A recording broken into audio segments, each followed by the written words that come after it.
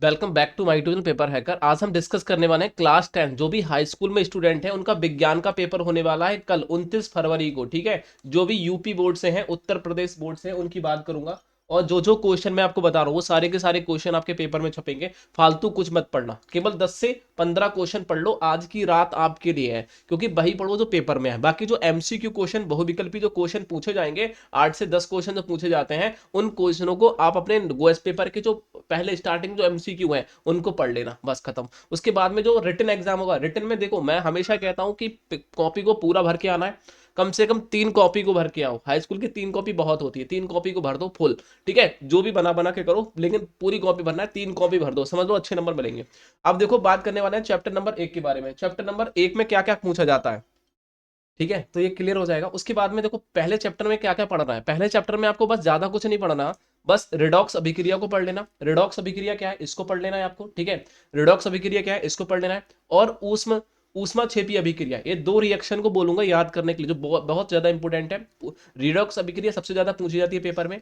और एक आती है संतुलित रासायनिक अभिक्रिया, और इनके कितने प्रकार होते हैं। ठीक है, संतुलित रासायनिक अभिक्रिया। तो मैं तीन पहले चैप्टर में 3 रिएक्शन दिए हैं, बस तीनों रिएक्शन को अच्छी तरीके से रट लेना। चैप्टर नंबर 2 में आपको क्या क्या पढ़ना है। चैप्टर नंबर 2 में मुझे पता है शायद आपने पहले से इनको पढ़ रखा हुआ, लेकिन आपके यहाँ रात में अच्छी तरीके से याद करना है। उसके बाद में पीएच मान की परिभाषा याद रखना है। पीएच पीएच की परिभाषा आपको याद रखनी है।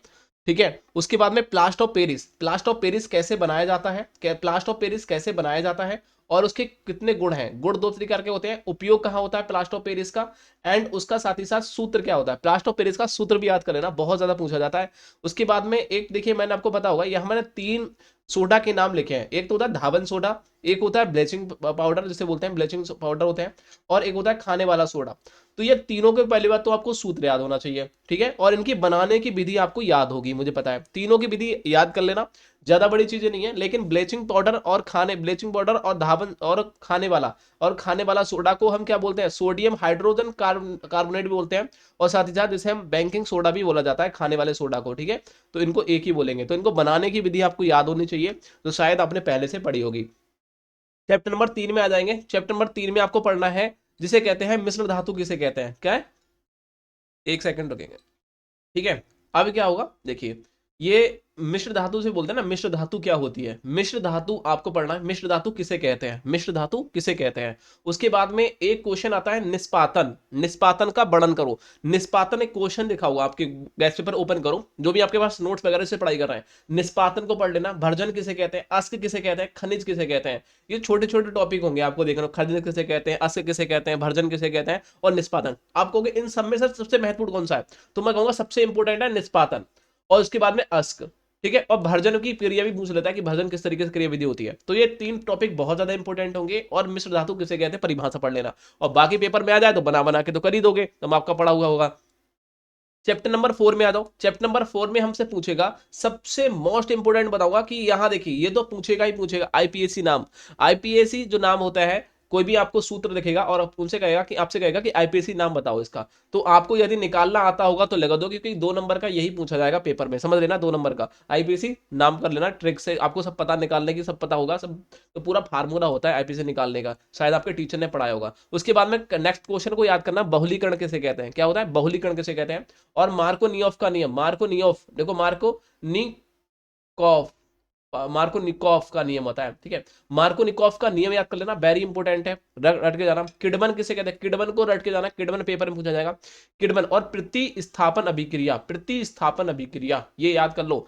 ठीक है, और साबुनीकरण भी पूछ लेता है, तो साबुनीकरण भी शायद आपने पहले से याद कर लिया होगा। जो बहुत चीजें है, क्योंकि जो मैं क्वेश्चन बता रहा हूँ ये बीएससी हाई स्कूल इंटर, जब बीएससी करोगे ना तो भी यही क्वेश्चन आएंगे, इसलिए कह रहा हूँ अभी रट लो, बीएससी तक पास ऐसे ही हो जाओगे, ज्यादा मेहनत करनी नहीं पड़ेगी तुम्हें। बीएससी में सब कुछ यही आता है, कुछ फालतू नहीं, बाहर से कुछ नहीं आता। यदि आपने हाई स्कूल और इंटर सही से पढ़ लिया तो बीएससी चुटकियों में पास कर लिए, समझ लेना मेरी बात को। अब देखो चैप्टर नंबर कितना है, चैप्टर नंबर 5 में आ जाओ। चैप्टर नंबर 5 में आपको क्या पढ़ना है, श्वसन किसे कहते हैं और श्वसन मास में होता है, इन दोनों में अंतर देख लेना।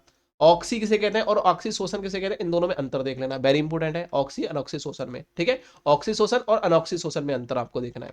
उसके बाद में आता है धमनी और स्राव में अंतर आपको देखना है, धमनी स्राव में अंतर आपको देखना है। हीमोग्लोबिन, हीमोग्लोबिन किसे कहते हैं, वेरी इंपॉर्टेंट है, इंपॉर्टेंट से बता रहा हूँ, फालतू कुछ नहीं बता रहा, याद रखिए। बाष्प उत्सर्जन किसे कहते हैं, बाष्प उत्सर्जन किसे कहते हैं, परिभाषा याद कर लेना बाष्प उत्सर्जन की। ठीक है, आहार नाल, देखो ये लॉन्ग में पूछा जाएगा, आहार नाल का चित्र बनाओ, आहार नाल का चित्र, जैसे पाचन तंत्र कहते हैं ना, पाचन तंत्र का चित्र बनाओ, पूरा डाइजेस्ट सिस्टम भाई बताना है, ठीक है। उसके बाद में आता है बाकी मैं सब छोड़वा रहा हूँ फालतू की चीजें। मानव के उत्सर्जन अंग कौन कौन से हैं? अब मानव का उत्सर्जन तंत्र क्या होता है? किडनी है, उत्सर्जन करती है, पेशाब को छानने का काम कर रही है किडनी, तो ये भी होगा उत्सर्जन तंत्र है, ठीक है। तो इनको अच्छी तरीके किडनी के बारे में आपको पता होना चाहिए, किडनी के कार्य क्या होते हैं वो आपको पता होना चाहिए, बहुत इंपॉर्टेंट चीज है। बाद में एक question very important question, most most लगा देना इस पे, वेरी वेरी इंपॉर्टेंट, जैसे कहते हैं प्रकाश संश्लेषण किसे कहते हैं? प्रकाश संश्लेषण को अच्छे तरीके से याद कर लेना। चैप्टर नंबर 6 पे आ जाओ, चैप्टर नंबर 6 में आपको क्या पढ़ना है? चैप्टर नंबर 6 में मास्टर ग्रंथि किसे कहते हैं? मास्टर ग्रंथि को पीयूष ग्रंथि भी बोलते हैं, ये पीछे है मास्टर ग्रंथि बोलते हैं इसको, ध्यान से रखना, ये मस्तक की सबसे छोटी ग्रंथि होती है मास्टर ग्रंथि, पढ़ लेना, वेरी इंपॉर्टेंट है। मेरुरज्जु क्या होती है? मेरुरज्जु को पढ़ लेना, मेरुरज्जु। और आता है हार्मोन्स और एंजाइम में अंतर, हार्मोन्स किसे कहते हैं और एंजाइम किसे कहते हैं, ठीक है, ये पढ़ेंगे। और पादप हार्मोन्स और पादप हार्मोन्स के कार्य कितने होते हैं, पादप हार्मोन्स का कार्य क्या है, उनके प्रकार कितने होते हैं, ये पढ़ लेना। उसके बाद में प्रतिवर्ती क्रिया, वेरी इंपॉर्टेंट है, मोस्ट पे लगा लेना इसको, मोस्ट पे पेपर में छपेगा प्रतिवर्ती क्रिया। चैप्टर नंबर 7 पे आ जाओ, चैप्टर नंबर 7 टिप्पणी आती है प्रतिवर्ती क्रिया पे। चैप्टर नंबर 7 जो पूछा जा रहा है वो पूछा जाएगा अंतः निश्चेषण और बाह्य निश्चेषण में अंतर क्या होता है? अंतः निश्चेषण किसे कहते हैं और बाह्य निश्चेषण किसे कहते हैं, इन दोनों में आपको अंतर याद कर लेना है, वेरी इंपॉर्टेंट है। उसके बाद में आता है लैंगिक जनन और अलैंगिक जनन, दोनों में आपको अंतर पढ़ना है, sexual reproduction and non sexual reproduction, इन दोनों को आप अच्छी तरीके से याद करेंगे, ओके। उसके बाद में निश्चेषण किसे कहते हैं? निश्चेषण बहुत ज्यादा इंपॉर्टेंट है, वेरी वेरी इंपॉर्टेंट है। उसके बाद में एक क्वेश्चन आता है, आपको देखा होगा कि भारतवर्ष में जनसंख्या वृद्धि के कारण क्या है? तो जनसंख्या वृद्धि जो है उसके कारण, जैसे परिवार नियोजन जिसे बोल सकते हैं, परिवार नियोजन के नाम से भी आ सकता है, या जनसंख्या वृद्धि में जो भी कारण है उनके बारे में देखना है।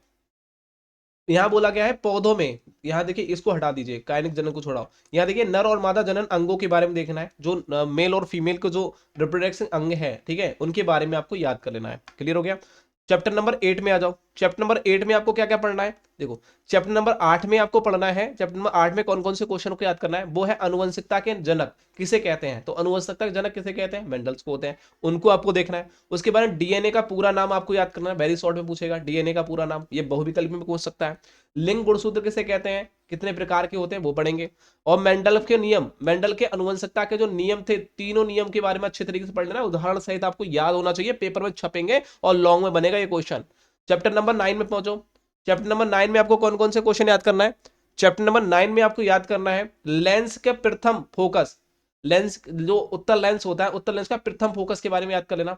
प्रकाश का अपवर्तन वेरी इंपॉर्टेंट है, सॉरी एक तो परावर्तन आता है, एक अपवर्तन आता है, तो दोनों को याद कर लेना, लेकिन परावर्तन आपके लिए बहुत ज्यादा इंपॉर्टेंट है, प्रकाश का परावर्तन लॉन्ग में क्वेश्चन बनता है, विथ इमेज के साथ बनाना। उसके बाद में चैप्टर नंबर 10 में आ जाओ, चैप्टर नंबर 10 में आपको पढ़ना है नेत्र की संजन क्षमता किसे कहते हैं, संजन क्षमता, ठीक है, समंजन क्षमता, नेत्र की समंजन क्षमता किसे कहते हैं, वेरी इंपॉर्टेंट है। नेत्र दोष, नेत्र दोष के प्रकार होते हैं, एक होता है निकट दृष्टि दोष, एक होता है निकट दृष्टि, एक होता है दूर दृष्टि दोष, दोनों दोषों को अच्छी तरीके से पढ़ लेना। निकट दृष्टि दोष मैंने यहां लिखा है, देखो निकट दृष्टि दोष का वर्णन करो, और दूर दृष्टि दोष, ठीक है, एक जरा दृष्टि दोष भी होता है, लेकिन निकट और दूर ये दो पूछता है सबसे ज्यादा। एक आता है वर्ण विक्षेपण, वेरी इंपॉर्टेंट है, ये क्वेश्चन लॉन्ग में बनता है, वर्ण विक्षेपण के बारे में पढ़ लेना। चैप्टर नंबर 11 में क्या क्या पढ़ेंगे? चैप्टर नंबर 11 में आपको पढ़ना है विद्युत धारा क्या होती है, विद्युत धारा की परिभाषा आपको बनना है, विद्युत विभवांतर किसे कहते हैं, और ओम का नियम वेरी इंपॉर्टेंट है, मोस्ट पे लगा लेना ओम का नियम। उसके बाद में आपने देखा होगा एक होता है समांतर श्रेणी प्रतिरोध, एक होता है समांतर, एक होता है श्रेणी क्रम में, एक समांतर क्रम में होता है, एक श्रेणी क्रम में, इन दोनों के बारे में अच्छी तरीके से पढ़ लेना, ठीक है। उसके बाद में क्या होता है, उसके बाद में चैप्टर नंबर क्या, तो 12, चैप्टर नंबर 12 में आपको क्या पढ़ना है? चैप्टर नंबर 12 में आपको फ्लेमिंग के बाएं हाथ का नियम पढ़ना है, फ्लेमिंग के बाएं हाथ का नियम पढ़ना है, फ्लेमिंग के बाएं हाथ का जो नियम है ना, ऐसे करके ये नियम आपको देखना है, चित्र इमेज के साथ। विद्युत क्षेत्र की तीव्रता, विद्युत क्षेत्र की तीव्रता की परिभाषा आपको याद करनी है, विद्युत क्षेत्र की तीव्रता किसे कहते हैं। उसके बाद में एक समान चुंबकीय क्षेत्र में धारावाही बल का, जो पढ़ हटा दो, खत्म करो, जब इंटर में आओगे तब पढ़ लेना इसको। उसके बाद चैप्टर नंबर 13 लास्ट में है, इसमें कौन सा क्वेश्चन पढ़ा है? आहार, आहार श्रृंखला, आहार श्रृंखला के लिए हम खाद्य श्रृंखला भी कहते हैं, खाद्य श्रृंखला भी कहते हैं, इसकी परिभाषा पढ़ लेना, इसका वर्णन पढ़ लेना, पेपर में बस इतना ही आएगा, इससे बाहर कुछ नहीं आने वाला। बहुत क्वेश्चनों को मैंने कम कर दिए, पूरी किताब का निचोड़ कर दिया भाई, यहीं से बनेंगे सारे के सारे क्वेश्चन। चैनल को सब्सक्राइब करो और दोस्तों को शेयर कर दो, सभी को बता दो कि भाई इंपॉर्टेंट क्वेश्चन ये है, इनको रात भर इतना ही पढ़ना है, और सुबह पेपर देने जाओगे तो सारे के सारे क्वेश्चन यही छपेंगे। बाकी जो एमसीक्यू बचे हैं वो आप क्या करिए, अपने नोट्स जो गैस पेपर लेके आए हैं उससे तैयार कर लीजिए, ठीक है, और चैनल को सब्सक्राइब कर लीजिए।